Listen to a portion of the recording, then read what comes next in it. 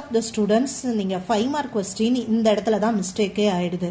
என்னன்னா formula curved surface ஏரியாவோட ஃபார்முலாவும் வால்யூமோட ஃபார்முலாவும் கன்ஃபியூஸ் ஆயிடுவீங்க. ஏரியா ஆஃப் சிலிண்டருக்கு ஃபார்முலா 2πr/h, வால்யூமோடது πr²h. இப்போ நம்ம கொஸ்டின் எப்படி கேட்குறாங்க, find the curved surface area and volume of the cylinder whose height is 14 cm and the radius is 2 cm. Then pi value is 22/7. So நம்ம instead of pi we have to use 22/7. So curved surface area formula தெரியும் 2πr/h. அப்ப 2 into pi value is 22/7 into r value is 2 and h value is 14. So 2 into 22/7 into 2 into 14. இதை simplify பண்ணா நமக்கு ஒரு answer வரும்.